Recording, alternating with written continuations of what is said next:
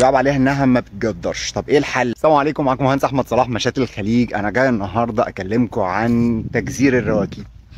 طبعا المزرعه اللي انا فيها دي مزرعه كبيره وما شاء الله، يعني مزرعه قديمه والنخل اللي فيها كبر وبتطلع فسائل على العالي.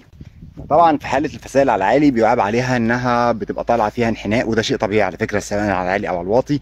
وبيعاب عليها انها ما بتجدرش. طب ايه الحل؟ طبعا في الاصناف البلدي بيبقى سعر الفسيله رخيص فبنخلص منها بحيث ان الغذاء اللي رايح لها يروح للثمر احسن.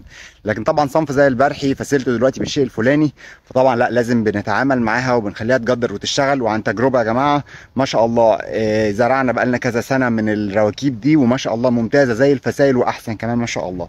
اهم حاجه بس انها تكون خدت عنايتها وخدمتها صح. انا هفرجكم على شويه يعني نماذج ما شاء الله معموله بشكل جميل جدا جدا، يا رب يكون ظاهر معاكم. ما شاء الله اهي اللي جنبها دي ظاهره ما شاء الله، يا رب يكون ظاهر معاكم كويس المجموع الجذري بتاعها اللي ظهر جوه الشوال. اللي بيحصل هنا لما في فسيله زي كده بنبتدي نروح نلبسها شوال وبعد كده بنملاها طين ونحط لها مخرج ميه زي ما انتم شايفين كده، يا رب يكون ظاهر معاكم الجذور. ونفضل بعد كده مثلا في حدود السنه نبتدي نشوف لغايه لما نوصل ان احنا نشوف مجموع جذري بالمنظر الجميل ده.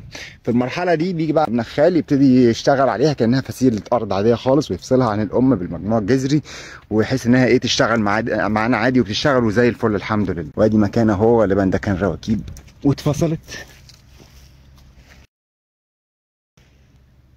اتمنى تكون ايه باينه معاكم.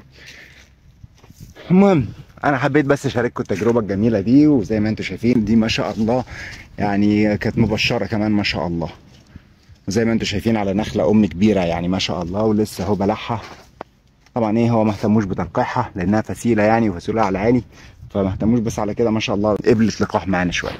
المهم انا مش عايز اطول عليكم اكتر من كده، واتمنى اكون افدتكم. ولو في عندكم بقى اي استفسارات كلمونا او ابعتوا لنا على الصفحه او على الواتساب، وان شاء الله نكون في خدمتكم.